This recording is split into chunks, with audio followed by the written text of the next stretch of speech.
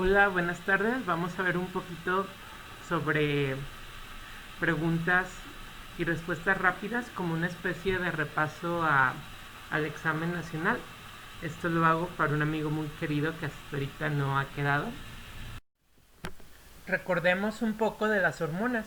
Lo primero ocurre en el núcleo arqueado, en el hipotálamo. El hipotálamo, a través de este núcleo arqueado, va a ir generando de manera pulsátil GnRH o hormona liberadora de gonadotrofinas. Dependiendo de este pulso, se liberará FSH o LH. A nivel de la adenohipófisis va a producirse va a producirse FSH y LH debido a esta producción pulsátil de la hormona liberadora. Y a nivel del ovario va a terminar produciendo los estrógenos, el estradiol y la estrona, andrógenos, progesterona y la inhibina. Recuerden que todas estas, progesterona, estrógenos e inhibina, tienen una acción de feedback negativo hacia la producción de FSH y LH y hasta esta producción ectópica en el núcleo arqueado.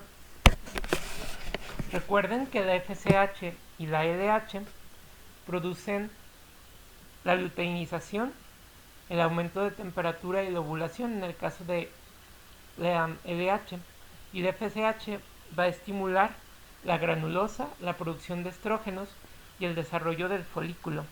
En cambio la LH, producción de andrógenos y por lo tanto la teca interna. Tenemos una fase folicular y una fase lútea si estamos tomando en cuenta el folículo, o una fase proliferativa y secretora si tenemos en cuenta el endometrio. En esta fase proliferativa vamos a tener esta tricapa a nivel del ultrasonido y en la secretora una gran capa uniforme. Y en la folicular van a empezar a crecer estas glándulas y estas arterias espirales y se van a compactar. Las arterias espirales se va a hacer muy edematoso a nivel de la fase secretora. Recuerden que el folículo dominante es el que termina por ovular y es el que va a tener más receptores de FSH, también de estrógenos. Y recordemos esta acción de andrógenos como precursores de estrógenos y la progesterona, que va a mantener el embarazo y es producida por el cuerpo lúteo. El cuerpo lúteo va a ser esta unión de la teca interna con la granulosa y va a producir progesterona hasta la semana 12, donde empieza a tomar la batuta la placenta. Y el cuerpo albicans es la degeneración de este cuerpo lúteo. ¿Qué cambios hormonales hay? Pues recuerden principalmente estos picos de FSH, luego el pico de estrógenos, luego el pico de LH y 30 horas después va a haber la ovulación y 72 horas después del pico de estrógenos.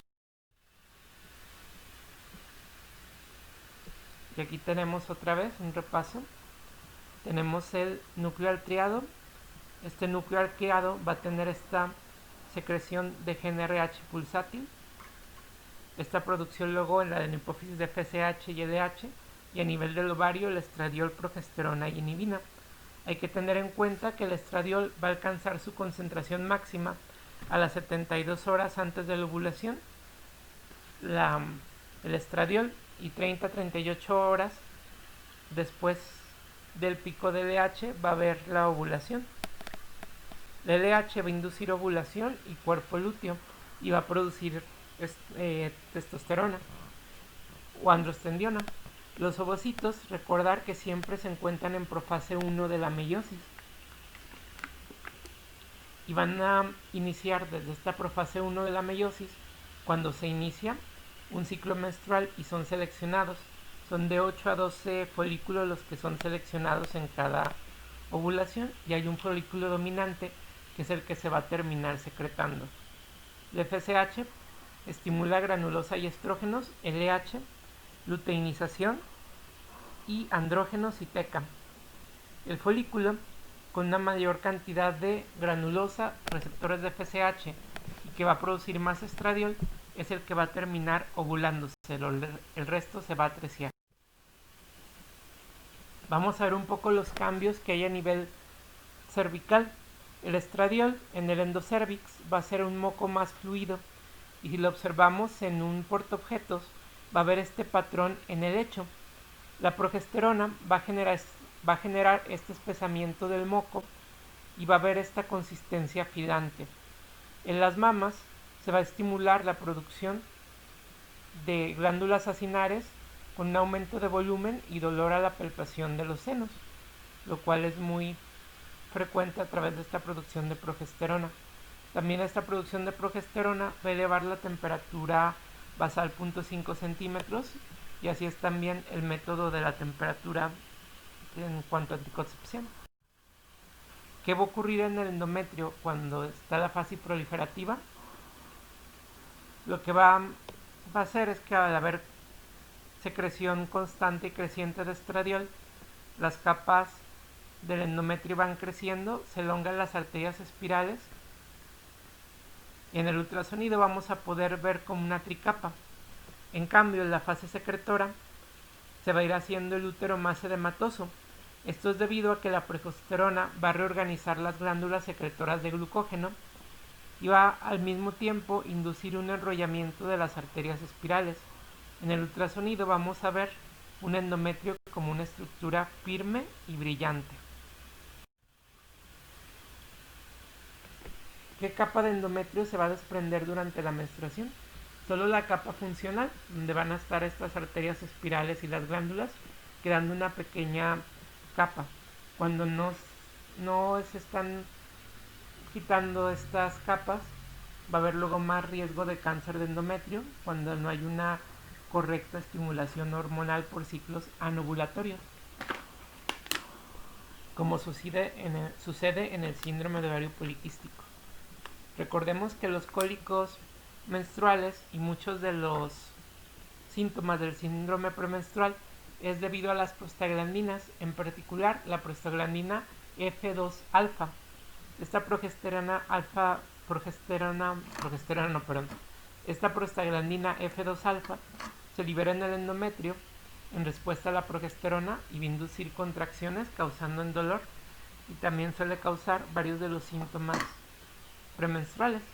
Por esto, no sé si recuerdan que con naproxen o más específicamente con un AINE llamado ácido mefenámico podemos inhibir los síntomas premenstruales, especialmente el sangrado y el dolor uterino. También lo podemos hacer a través de anticonceptivos al inhibir las ovulaciones. Recordemos un poco de las hormonas. Lo primero ocurre en el núcleo arqueado, en el hipotálamo. El hipotálamo, a través de este núcleo arqueado, va a ir generando de manera pulsátil GnRH, o hormona liberadora de gonadotrofinas. Dependiendo de este pulso, se liberará FSH o LH. A nivel de la adenohipófisis va a producirse FSH y LH debido a esta producción pulsátil de la hormona liberadora. Y a nivel del ovario va a terminar produciendo los estrógenos, el estradiol y la estrona, andrógenos, progesterona y la inhibina. Recuerden que todas estas progesterona, estrógenos e inhibina tienen una acción de feedback negativo hacia la producción de FSH y LH y hasta esta producción ectópica en el núcleo arqueado. Recuerden que la FSH y la LH producen la luteinización, el aumento de temperatura y la ovulación en el caso de la LH, y la FSH va a estimular la granulosa, la producción de estrógenos y el desarrollo del folículo. En cambio la LH, producción de andrógenos y por lo tanto la teca interna. Tenemos una fase folicular y una fase lútea si estamos tomando en cuenta el folículo, o una fase proliferativa y secretoria si tenemos en cuenta el endometrio. En esta fase proliferativa vamos a tener esta tricapa a nivel del ultrasonido y en la secretora una gran capa uniforme. Y en la folicular van a empezar a crecer estas glándulas y estas arterias espirales y se van a compactar. Las arterias espirales se va a hacer muy edematoso a nivel de la fase secretora. Recuerden que el folículo dominante es el que termina por ovular y es el que va a tener más receptores de FSH, también de estrógenos. Y recordemos esta acción de andrógenos como precursores de estrógenos y la progesterona, que va a mantener el embarazo y es producida por el cuerpo lúteo. El cuerpo lúteo va a ser esta unión de la teca interna con la granulosa y va a producir progesterona hasta la semana 12, donde empieza a tomar la batuta la placenta. Y el cuerpo albicans es la degeneración de este cuerpo lúteo. ¿Qué cambios hormonales hay? Pues recuerden principalmente estos picos de FSH, luego el pico de estrógenos, luego el pico de LH y 30 horas después va a haber la ovulación y 72 horas después del pico de estrógenos. Aquí podemos ver especialmente los cambios premenstruales que son secundarios a esta producción de prostaglandinas, en específico la de F2-alfa. Por eso se pueden inhibir con medicamentos como el ácido mefenámico, que es un AINE, también a veces con naproxen. La fase proliferativa podemos ver esta formación o aumento de las arterias espirales al mismo tiempo de que de las glándulas, y vamos a poder también ver en esta fase que corresponde a la fase folicular el moco en el lecho cuando lo vemos en un portaobjetos. En la fase secretora el útero va a estar uniforme, edematoso por compactación glandular y también se van a compactar las arterias espirales. Aquí el moco va a estar filante a través de la progesterona. Recuerden que la progesterona va a causar este aumento del tamaño de las mamas con dolor, o es inclusive esta sensación como de bolitas, que es la mastopatía fibroquística de la mama, mastopatía fibroquística.